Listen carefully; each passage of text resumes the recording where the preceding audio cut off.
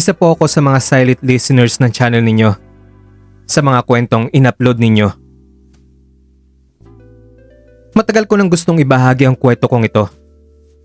Pero sa takot at hiya, ilang beses ko na rin pinigilan ng sarili ko. Pero siguro panahon na rin para ibahagi ko ito, Kuya Dax. Pero bago ang lahat, magandang araw po sa inyo at sa lahat ng mga nakikinig ng kwento sa channel ninyo.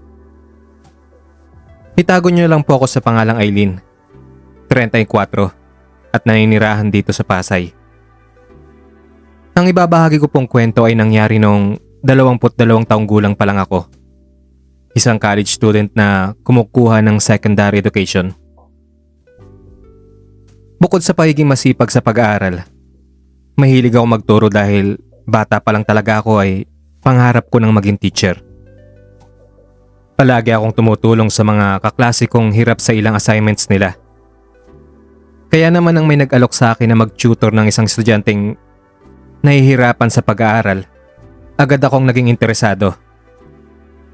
Una akong nakipagkita sa mami ni Joey sa isang maliit na cafe sa malapit sa university namin. Ayon dito, inirekomenda daw ako ng professor ko sa kanya. Ipinaliwanag niya sa akin na ang tuturuan ko daw ay may natatanging kondisyon. Hindi siya yung tipikal na 23 anyos. Mas bata ang kanyang pananaw sa buhay. Mahilig sa cartoons, video games, at hindi palaging seryoso. Pero mabait naman daw ito at nangangailangan ng pasensyosong tutor. Bagamat nagalinlangan ako sa umpisa, tinanggap ko pa rin ang trabaho. Kailangan ko din kasi ng extra income dahil dumadami na din ang mga kailangan kong bilhin sa school. Sa madaling salita, Kuya Dax, tinanggap ko ang offer ng nagpakilalang mami ng itututor ko. Nung mga panahong ito, wala akong ideya kung paano nito babaguhin ang buhay ko. Nung una naming pagkikita, agad akong nagulat sa itsura ni Joey. Hindi mo akalain na may limitasyon siya sa kanyang pag-iisip. Matangkad siya, gwapo, may matangos na ilong at malalim na mga mata. Nung una niya ako makita, ngumiti siya ng malapad at agad akong kinamayan nito. "Hi po, ikaw ba yung mag-tutor sa akin?" Tanong niya nang may kasamang tuwa. Tumango naman ako at ngumiti bilang pagsang-ayon. "Oo, ako nga yung magiging tutor mo. Ikaw si Joey, di ba?" Tanong ko naman sa kanya. Simula noon ay 3 beses na sa isang linggo akong pumupunta sa bahay nila para turuan siya. Sa unang mga session namin, napansin kong hindi siya gaanong interesado sa mga leksyon ko. Madalas siyang lumilihis ng usapan. Nagtatanong ng kung ano-ano o kaya'y yayayain akong maglaro ng video games. Naging mahirap para sa akin na mapanatili ang kanyang atensyon. Pero natutunan kong maging pasensyosa at unti-unting hinanap ang tamang paraan para makuha ang kanyang interes.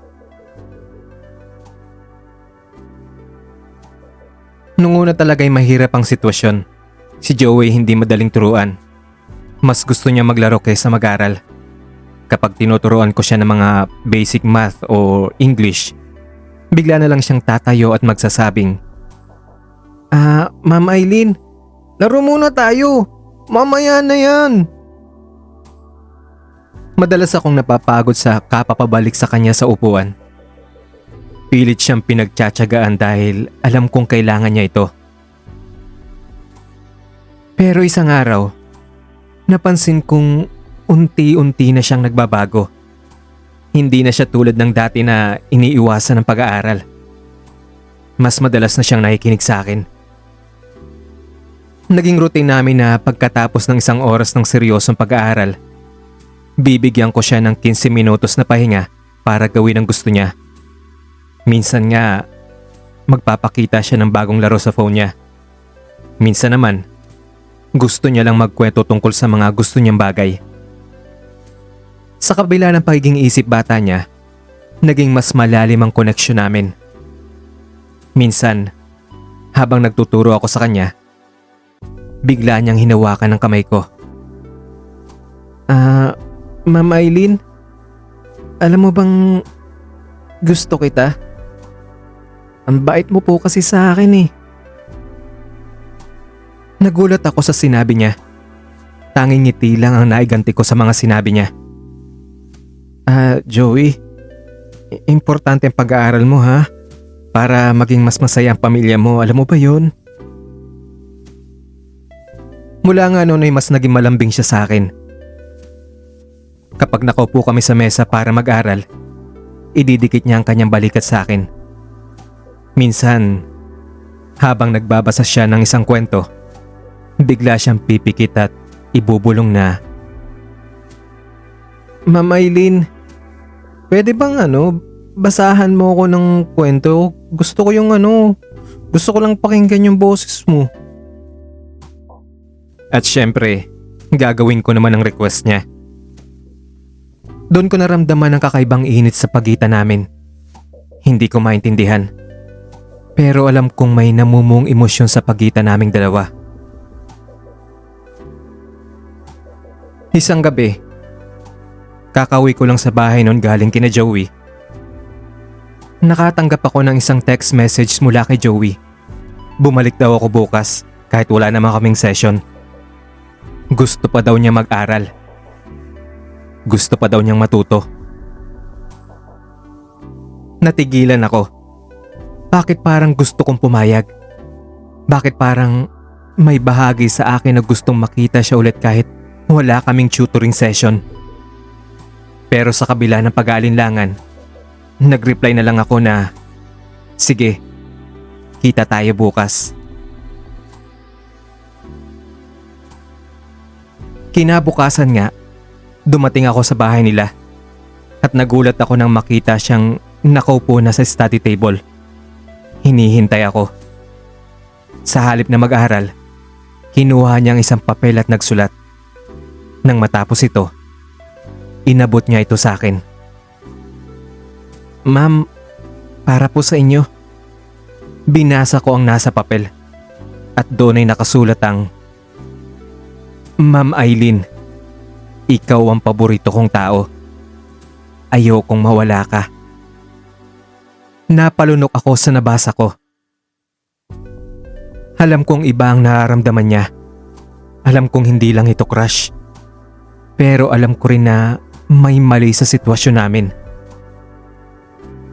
Hanggang isang araw, habang nag-aaral kami, bigla niyang hinawakan ang mukha ko at sinabing, Ma'am Eileen, alam mo bang gusto kitang halikan? Hindi ko alam kung anong isasagot ko. Sa loob-loob ko, may bahagi akong gustong gawin iyon. Pero alam kong hindi dapat. Tumingin ako sa mga mata niya. Doon ko nakita ang inosente niyang damdamin. Walang bahid ng masamang intensyon. Alam kong para sa kanya, ako ang taong pinakamalapit sa kanya. At alam kong hindi niya naiintindihan ang buong komplikasyon ng nararamdaman niya. Joey, hindi ito tama. Bulong ko sa kanya. Pero hindi ko rin nagawang lumayo. Sa sandaling iyon, tila nahulog na rin ako sa kanya. Sa bawat araw na lumilipas, hindi ko na malayang unti-unti na kaming nagiging mas malapit. Hindi na lang ako tutor sa kanya. Isa na ako sa pinagkakatiwalaan niya. Hindi ko inakala na ang pagiging malapit naming ito ang magiging simula ng isang komplikadong kwento. Hindi ko inakala na ang desisyon na iyon ay babago ng buhay ko. Isang gabi na extend kami ng session sa bahay nila. Wala ang mga magulang niya noon at kami lang ang nasa sala. Habang nag-aaral kami, bigla niya akong inayang mag-break tapos inaya niya akong maglaro na lamang. Sabi ko naman sa kanya, mamaya na, tapusin muna natin to. Pero hindi siya sumunod. Sa halip, tinapik niya ang balikat ko at ngumiti. Ano ka ba naman, Ma'am Aileen? Huwag kang masyadong seryoso. Ano, tara, laro muna tayo. Nagatubili ako. Pero nang makita ko ang masayang ekspresyon sa mukha niya, parang may bumigay sa loob ko. Tumango na lamang ako at sa halip na mag-aral, naglaro kami ng taguan sa loob ng bahay nila. Siyempre ako daw ang taya. Tumakbo siya sa paligid. Nagtatawanan kami. At sa isang iglap, natumba kami sa sahig. Nasa ibabaw ko siya.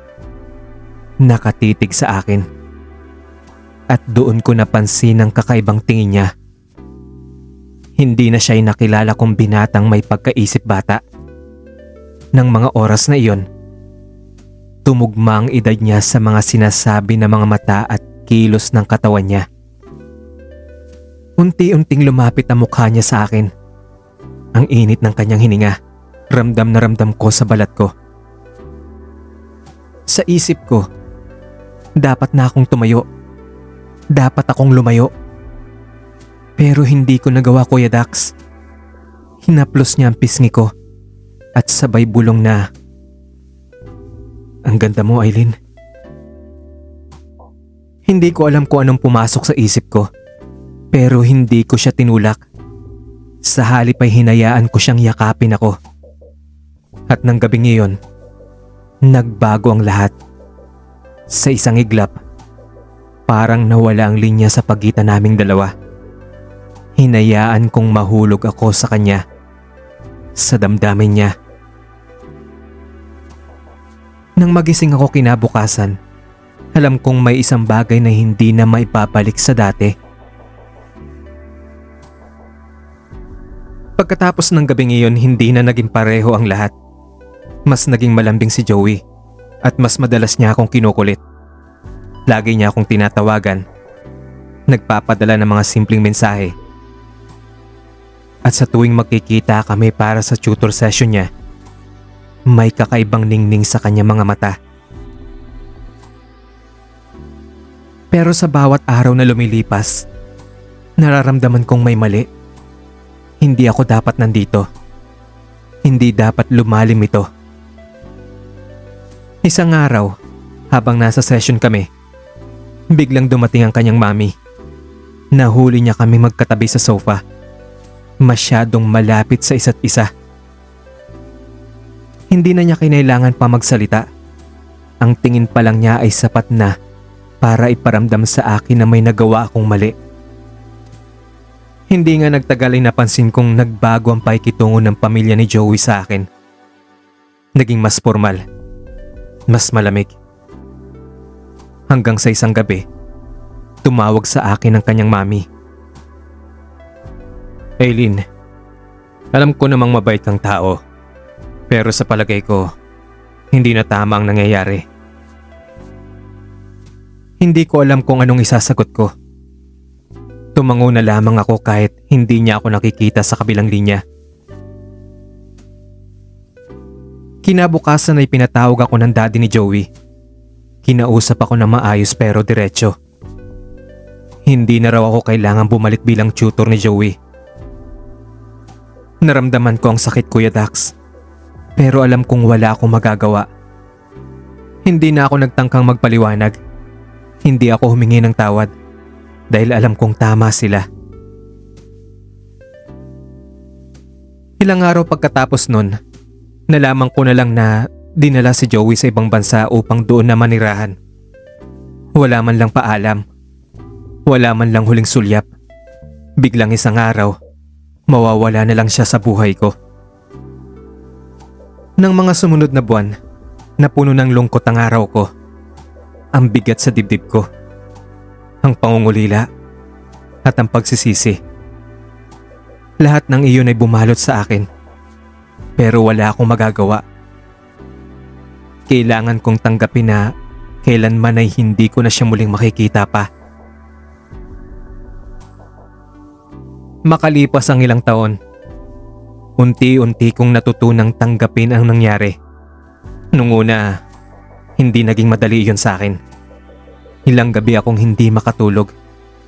Iniisip kung ano na kayang ginagawa ni Joey. Kung masaya ba siya sa ibang bansa. O kung naalala pa niya ako.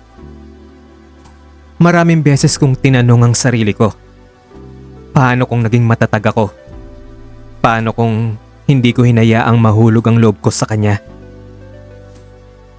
Habang tumatagal, napagtanto kong may mga bagay na hindi natin kayang kontrolin.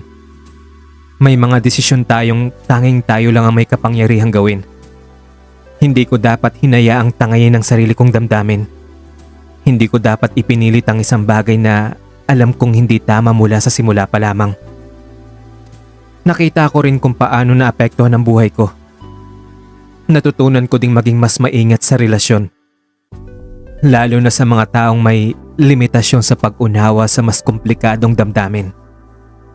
Natutunan kong hindi sapat ang pagmamahal kung ito ay nasa maling panahon, maling pagkakataon, at maling sitwasyon. Hindi lahat ng nararamdaman natin ay dapat sundin dahil may mga desisyong kailangang gawin ng may mas malalim na pag-iisip at pananaw sa hinaharap. Matapos nga ng mahabang panahon, natutunan ko ng pakawalan ng bigat sa puso ko. Hindi ko na hinahayaang guluhin ako ng nakaraan. Bagamat may panghihinayang, alam kong mas mabuti ang nangyari. Kuya Dax, sana'y kapulutan ito ng aral ng mga tagapakinig mo. Hindi ko sinisisi si Joey dahil alam kong wala siyang masamang intensyon. Ako ang mas nakakaintindi, kaya sa tingin ko, ako ang may pagkakasala. Hanggang dito na lang po ang sulat ko. More power po sa channel ninyo. Ako po si Eileen at ito ang true confession ko.